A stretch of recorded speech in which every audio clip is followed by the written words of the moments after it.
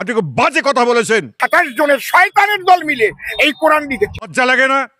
আপনি ধর্মকে নিয়ে আপনি এখানে রাজনীতি করছেন? আপনি কোন জায়গার মানুষ?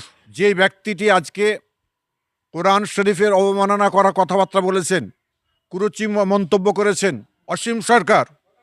অসীম সরকারকে আমি বলতে চাই, আপনার এইভাবে বলার কে ক্ষমতা দিয়েছেন? আপনি কেন এরকম কথাবার্তা বলা শুরু করেছেন? আল্লাহর কোরআন কিন্তু কোনোদিন কাউকে কোনোদিন খারাপ কথা বলার কথা বলেনি। যে কোনো ধর্মের মানুষ হন না কেন আপনি, কোরআন শান্তির বার্তা বলেছে, শান্তির কথা বলেছেন।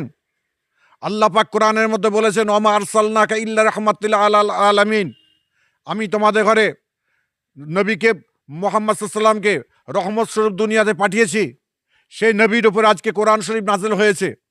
আর অসীম সরকার শুনে রেখে দিন, আপনি কিভাবে বলতে চাইছেন 27 জন ব্যক্তি শয়তান নাকি এটাকে কোরআনটাকে আবার নতুন করে লিখেছে?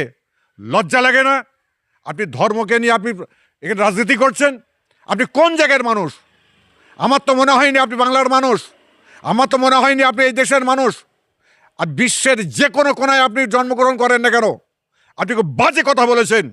এই বাজে কথা বলার জন্য সারা বিশ্বের মানুষকে আমি মুসলমান জাতি বলে নয়, হিন্দু মুসলমান জৈন খ্রিস্টান বৌদ্ধ সকল ধর্মের জাতির মানুষকে আমি বলতে চাই, কোরআন সর্বদিকে আসে।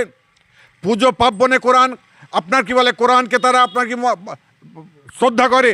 আর সেই কোরআনকে নিয়ে আজকে এমন মন্তব্য করেছে, তারই জন্য আজকে বলবো সারা বিশ্বের জোয়ান যুবক বয়োজ্যেষ্ঠ মুরব্বী, এখানে তবলিগ দেওবন্দি বেরেলি আহলে হাদিস বলে কোনো কথা নয়, কোরআনকে অবমাননা করার জন্য জোয়ান যুবক প্রত্যেককে বলবো, আর আমরা কেউ বসে থাকবো না।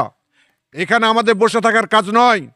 আজকে আমাদের একটা একটা করে আমার রসুল পাকের উপরে কথাবার্তা হয়েছে, নবীর উপরে কথা বলতে বলতে বড় বড় মনীষীদের উপর কথাবার্তা বলেছেন, মনীষীদের উপর কথাবার্তা বলতে বলতে আবার এখন যে কোরআনকে আমাদের যে আমাদের প্রাণকেন্দ্র, যেটার জন্য আমরা দুনিয়ায় বেঁচে আছি, যেটাকে নিয়ে আমরা বুকের মধ্যে রাখি, যেটা নিচেই থাকলে সেটাকে আমরা উঁচুতে আমরা বুঝতে পারি নাই, সেই কোরআনের ওপরে অবাঞ্ছনীয় কথাবার্তা বলার জন্য অসীম সরকারকে আমি বলতে চাই, আপনি বাজে কথা বলেছেন, উইথড্র করুন।